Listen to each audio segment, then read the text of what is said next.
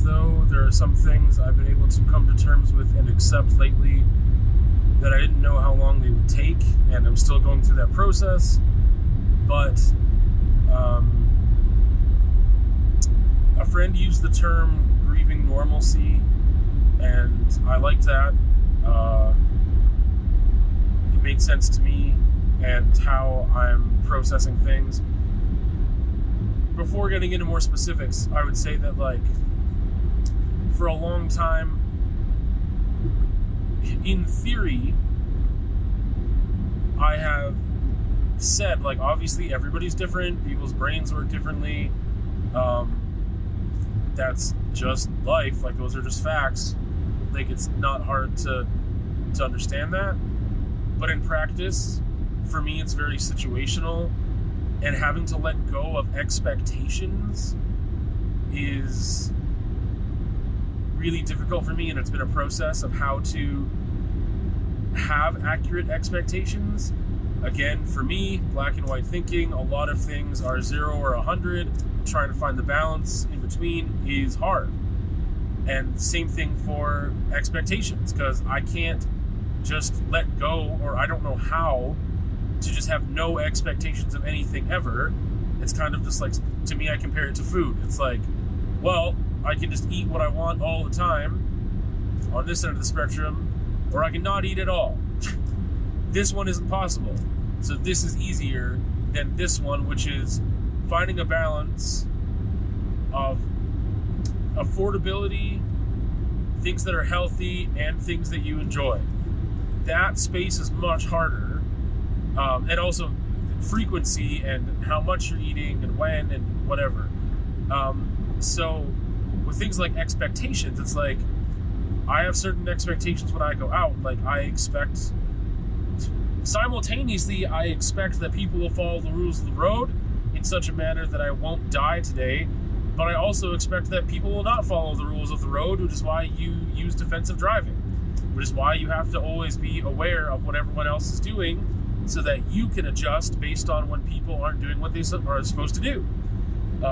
Or just like, I have an expectation. That's like trust for me. And maybe there's more there I need to dig into, but like, I have expectations that, you know, my partner is going to be faithful.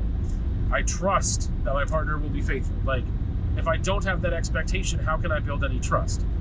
So, again, it's very situational for me, trying to let go of expectations. It's really difficult, and yeah, it's something that I've been working on for a bit. So one of the things that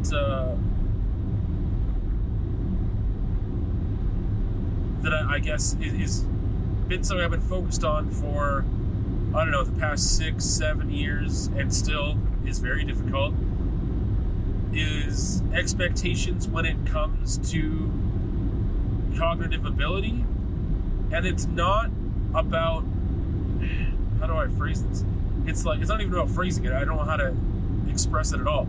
So if I know that someone is incapable of certain things because of a diagnosis, and let's say it's a specific diagnosis that is like, this person is nonverbal, they cannot speak words, it will not happen, then I'm not saying, well, I think they should be able to speak with words and be verbal, and no. I'm just like, okay, they can't do that thing. That's fine. If there's physical limitations or if there's mental limitations, and those are specific and they are outlined and they are like concrete, then that's what they are, and I accept that. It's hard when you have expectations based off of a spectrum. So for a long time, I just assumed, which shows the ignorance on my part for the majority of my life, I just assumed, like, okay, well, I know that everyone's different, but, and like, we all have different talents and skills and abilities and strengths and weaknesses, but I assume if I go out to Walmart, I don't know why my example is always Walmart, but if I go out and I see other people shopping and I see, people in public or whatever, that unless I can visibly see that there is some type of disability, I just assume that we're on the same level of being able to function. And because I thought that when people were doing things that I felt were like inappropriate or against the rules or against the norm or social constructs or expectations, I would assume they are doing that willingly and on purpose, knowing what they are doing, and not the fact that they couldn't avoid it. Because again, I'm assuming like we all have the same ability mentally. And again, this sort of just shift like 7 years ago or so, but like unless I can see that ability, then I'm assuming that we have the same capabilities mentally, which we do not. So I tried to like engineer myself with logic into having some more empathy, which would in turn cause less stress on me, because I would be able to recognize that we are not the same and therefore not have the same expectations. But that's still really difficult, because I'm like, again, there are people who drive, there are people who parent, there are people who teach, there are people who do things that I believe only certain people should do, because if they are not capable of those things, it puts the lives of others in danger, like in emotional, physical, mental danger. So all that to kind of say that, like, I think that I don't even know what I'm going to title this anymore, because I don't think grieving normalcy is necessarily the phrase, because I don't think it's grieving. I think it's that it's just changing my expectations, changing my understanding. I mean, ever since high school, I knew that I didn't fit, like, period. Like, that I was the other, that I was on the outside for many reasons. And so I've been okay with not being a part of popular groups and stuff like that, and just like being the same as everyone else. I don't value that either, coincidentally or not. I believe that people are unique and different from one another, and that, you know, I value originality as much as that can be a thing. I value people who are attempting to be their authentic selves. That is of value to me, rather than people who just go with the grain and do everything that others are doing for whatever reason. So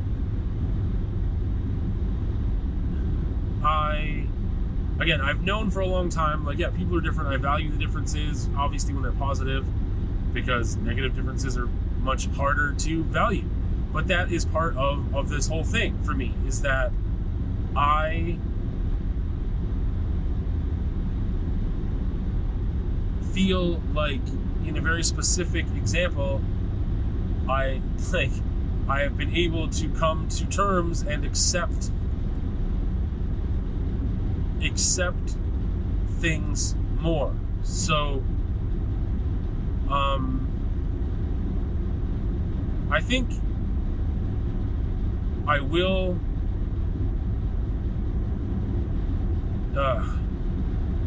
this is a difficult thing, because I feel just like being transparent puts me in a position wherein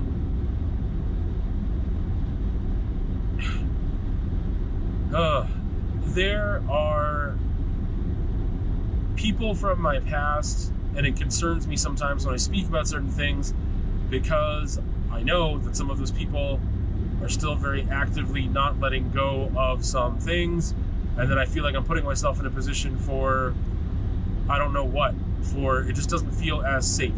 But I will say that I've been open about this in the past. I haven't removed that information from previous videos or whatever. But I have had children in my life, and I have been in a parental role before the one that I am in now. I do not have any biological children of my own, and never have, to my knowledge. Which that makes it sound like, oh yeah, maybe, I don't know. No, like, it's just not a thing.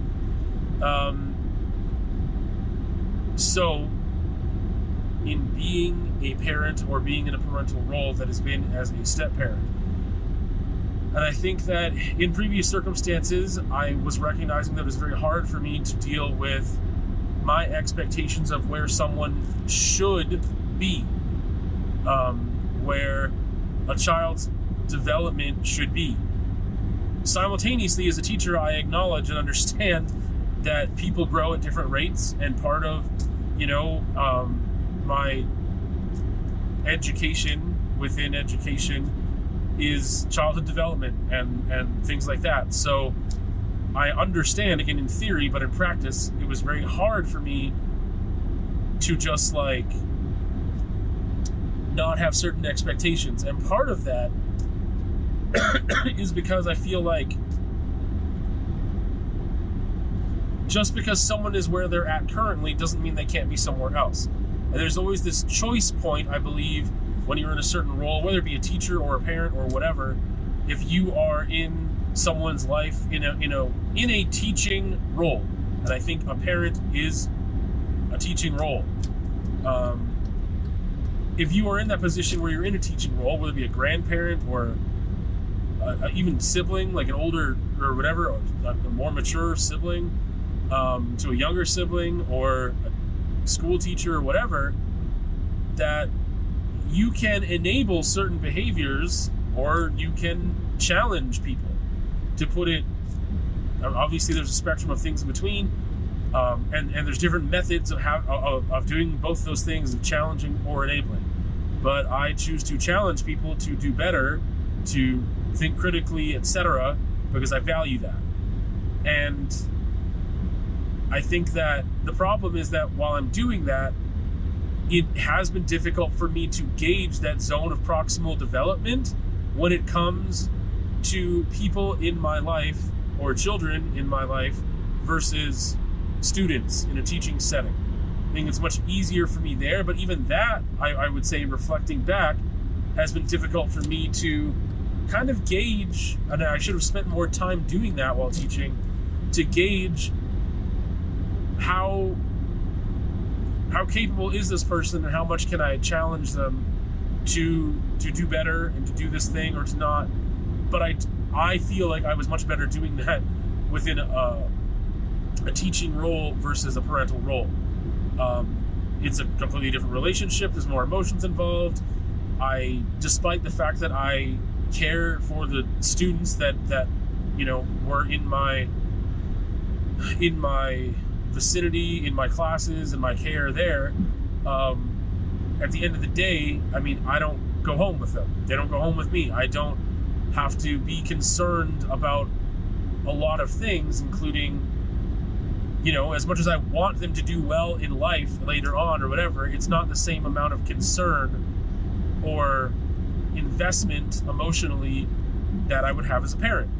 So I think that's a massive reason as to why it's been more difficult for me to figure out that zone of proximal development, because I want to challenge anyone in my life that I care about.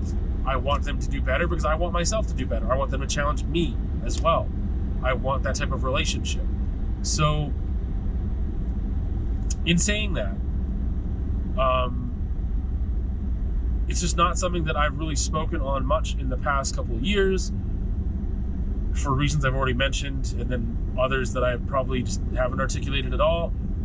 But being in that step-parent role for the past 2 years, with 2 children,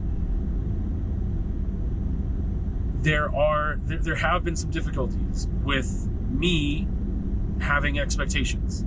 There have been challenges for me, and not just me, but of coming to terms with and accepting certain things. related to cognitive ability. Because although it was not formally diagnosed until this past year, one of these children has autism. They are on the autism spectrum, however you want to word that.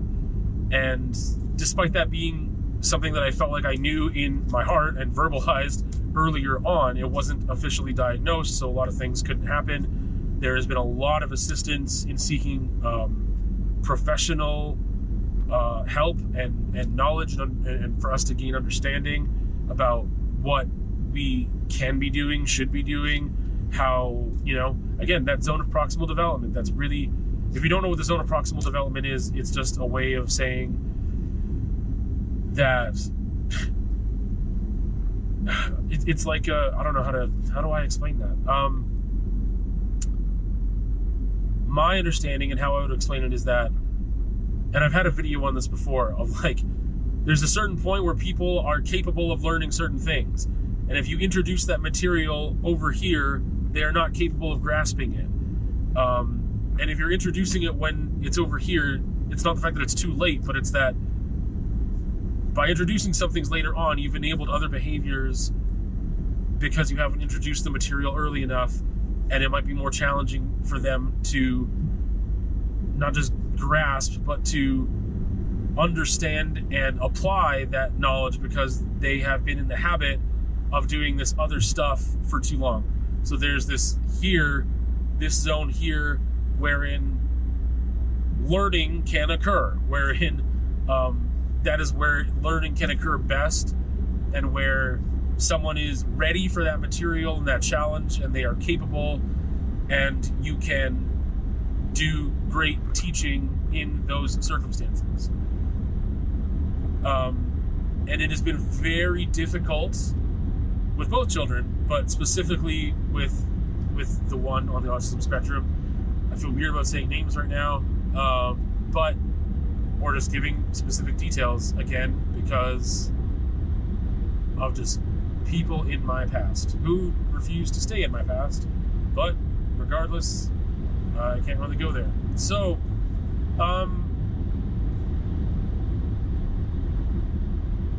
it's been really difficult because autism in itself, even just the name as it would suggest of being on the autism spectrum, does not mean something concrete and specific as a very specific designation of like, this is what this person can do, this is what this person can't do, right? With other certain diagnoses for maybe for different types of cognitive ability, I would say there are certain labels that can be applied to someone that are much more concrete in capability. They are not going to be capable of this, that, and the other. Autism is so broad, but there are things that obviously there are symptoms, I don't know what you want to call it, that have created a label in which people fit under, right? Just like ADHD does not mean one very specific thing. It does not mean that people cannot be successful. It does not mean that people cannot focus. It does not mean, like, there are challenges, there are difficulties, there are different things in brain chemistry, right? So it has been really challenging for my relationship with children, period, because of the expectations that I have had. Because despite the fact that I don't like the word normal or regular or whatever, average, because I don't like it, I don't believe in it, or I felt like I didn't believe in it, again, in theory, I also, I think, have perpetuated those beliefs because I had expectations of a certain thing, of the average, unless there was something specific that said otherwise. Now, the hurdle that I've been facing with I guess, okay, let me go back one step. My relationship is negatively impacted by myself and my expectations. Not just my relationship, our relationship is negatively impacted, and not just with children or whatever, or students, or it's anyone in my life. If I have expectations that are unrealistic for that specific individual because of their capabilities, that I'm thinking they can do more than they can, And when they don't, I assume that it's not because they can't, I assume it's because they won't. And that makes it very difficult to deal with, because then it feels very personal, feels like someone is doing stuff on purpose that negatively impacts me, when really it's that they may not have the capability. So I recognize everyone's fallible, including myself, but yet I still have certain expectations on people in certain scenarios. So that negatively impacts a relationship when maybe someone feels they are constantly disappointing you, or you are constantly getting upset or frustrated or stressed because of the expectations you have that are not being met. So that would suggest you need to recalibrate your expectations. And I've known that for quite a long time, but it has been very difficult for me to do. And acceptance is difficult in this instance because I don't have anything concrete that says this child will never do X, Y, Z. That's not there. We recognize there are things that are more challenging for this child. But that does not, and I realize, like, without saying names and stuff, this sounds very detached and distant and cold, but that's more of a calculated gesture than it is that I am that far removed from the child. See, just doing that, not saying names or whatever else. This is a very emotional topic for me, but I'm trying to express it. Like, I've had those emotions already come out in this past week, and that's what has led to this realization, and we wanted to talk about it further.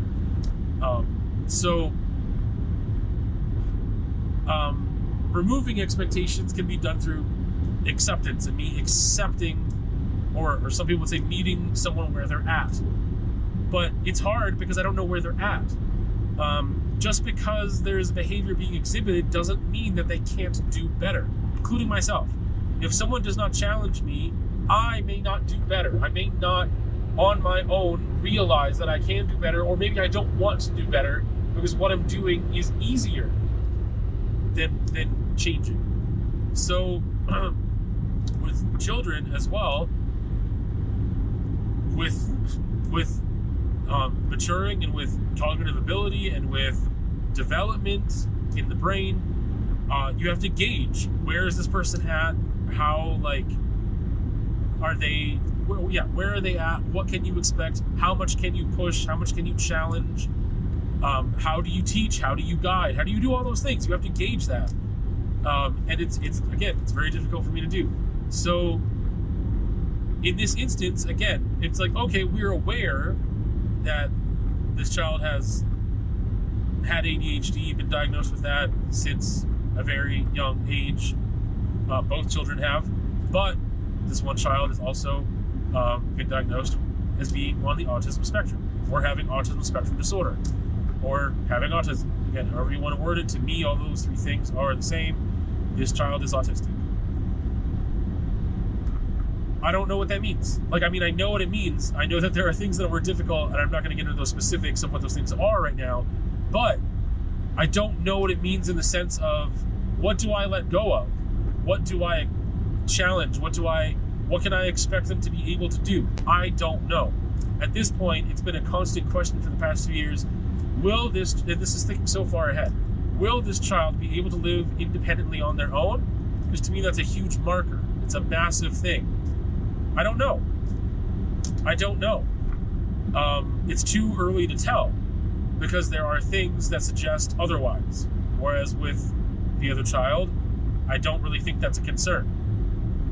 Of being able to safely live independently, be able to work, pay rent, not burn the house down, etc.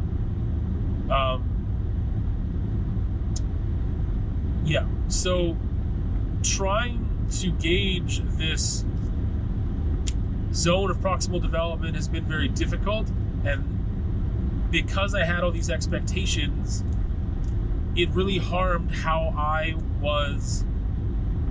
it harmed the relationship as a whole, and how I was approaching the relationship, and how it developed, because I couldn't let go of a lot of things, and it was not fully accepting things, because I don't have anything specific to accept. I have a word, autism. Okay, but that means a lot of things, but it doesn't mean anything necessarily very specific, like in the way of like a very specific behavior. It's like if someone told me, okay, I mean, again, if you compare, and it's part of culture too, and mental health and whatever else, of like, if someone told me this child will not walk, they are paralyzed from the waist down, I would never expect them to walk. I would be like, okay, that makes sense. They can't walk. I would never have that expectation. It's a very specific thing. If someone said, this child cannot speak, again, this child cannot read, period. They will never learn to read, whatever. I'd be like, okay, I understand that is what is under this umbrella. But that's not the way that autism works. There are things that like, hey, these things are probably more challenging, more difficult. Some kids that are autistic, or some people, adults as well, that are autistic don't have the same challenges other autistic people do. Some people excel in certain areas. Some people have what I would call special abilities, or areas wherein they have massive strengths because of the way that their brain is different. And yeah, so it's been very difficult for me to accept because I don't know what I'm accepting. And I think that it's so hard, but I mean, I'm accepting the child, period. That's where I had to get to. I am accepting this person for who they are and not what they do. And it's very difficult because for me, unconditional love is something that I was about to say I don't believe it, and then I was about to say I didn't believe it. I didn't know which one to say because maybe I'm coming to a realization that that's maybe shifting. But for the majority of my life, I would safely say I do not believe in unconditional love. I don't. I believe that actions and behaviors dictate our relationships with people and how we are received or how we have the opportunity to be received. I believe that if I were being abusive to my partner, I don't think that I mean, in the Christian sense of things, or I don't even want to use that term, but like you could say, oh yeah, I love everybody, but that doesn't mean that I have to associate with them, or like I love them, that's why I'm going to go pick at their funeral. Like it's a loaded word, it's a loaded concept. But if, I don't know, I feel like you can fall out of love with people, like partners, romantic partners. Why couldn't you do that with your family, with siblings? Again, this is very loaded for me because of a family is a very loaded topic for me. I don't believe that you have an obligation to love people just because you are biologically connected. That sounds so obvious, but so many people just invest in that